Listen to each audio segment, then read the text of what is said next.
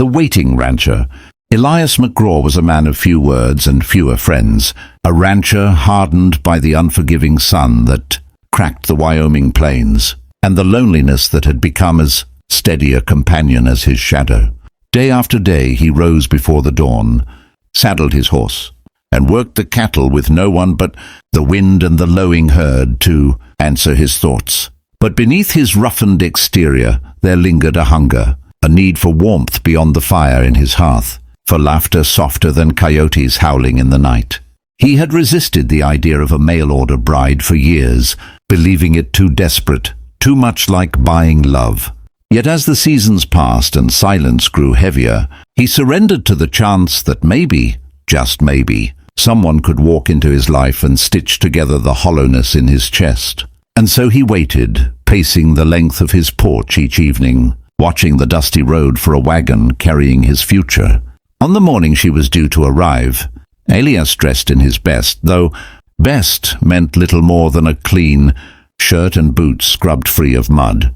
His palms sweated as he held the brim of his hat, praying silently she would be kind, gentle, someone who could fit into the small world he had built with calloused hands. The wagon rattled into sight at last, horses kicking up plumes of dust as it rolled toward the station. Elias's heart pounded, his stomach tied in knots. And then he saw her.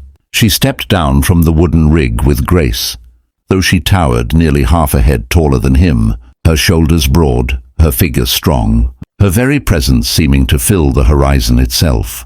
She was twice his size, a woman carved out of resilience and iron, her chin lifted as though the earth itself bent to her will. For a moment, Elias could not breathe. This was not the delicate flower he had envisioned, not the timid bride who would nestle into his arms. This was a storm in skirts, a force of nature that looked as though she could wrestle a steer to the ground and still cook supper afterward. The townsfolk who had gathered at the station whispered among themselves, some laughing, some gasping, and Elias felt every eye burn into him as she turned her gaze on him. There was no hesitation in her steps as she closed the space between them. "You're Elias McGraw?" she asked, her voice rich, carrying the strength of someone who had survived hardships she would not yet confess. He swallowed hard, nodded, and tipped his hat, though his hand trembled. In that instant, he realized his life was about to be shaken to its core, and nothing, not the wind, not the land, not even the loneliness he once clung to, would ever be the same again. The storm and the soil. The ride back to Elias's ranch was filled with silence, save for the creak of wagon wheels and the faint rustle of prairie grass. He stole glances at her, this woman who had claimed his life by stepping off that wagon, and each time he looked, he found something new. Calloused hands that hinted at labor, sharp eyes that seemed to measure everything they saw, lips pressed firm as if she had already decided she would not bend easily to another's will. Her name was Clara Hastings, and though she offered no tales of where she came from, the weight of her presence spoke volumes. Elias's mind churned. He had hoped for someone who might slip easily into the quiet rhythm of his days, but Clara looked like she could outwork any ranch hand he had ever hired. The loneliness inside him whispered with fear. What if he could not meet her expectations? What if she looked at him and saw nothing but a small man with too much land and too little heart? As they reached the ranch, Clara stepped down, scanned the wide stretch of fields, barns, and distant hills, and nodded as though approving a kingdom she might rule.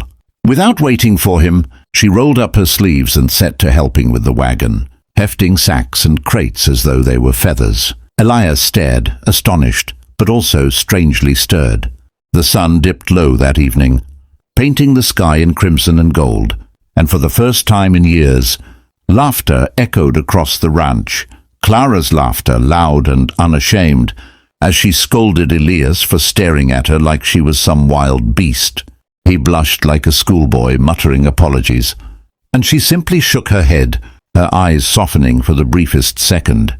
That night, as the coyotes sang and the prairie wind slipped through the cracks of the cabin, Elias sat at the table across from her, his heart in turmoil.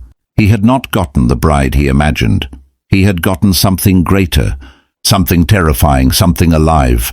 He realized that love was not about delicate petals and gentle sighs, but about finding someone whose strength could match your own emptiness, whose fire could light the coldest nights. Clara was not a flower. She was a storm, and storms nourished the soil as much as they tore it apart. Elias leaned forward, his voice steady despite the pounding of his chest. "Clara," he said, "I reckon I've been waiting for you longer than I knew." She looked at him, her gaze piercing, and for the first time, her lips curved into a smile. The future was uncertain, wild, and vast as the prairie itself. But Elias knew one thing: his waiting was over. His life had finally begun,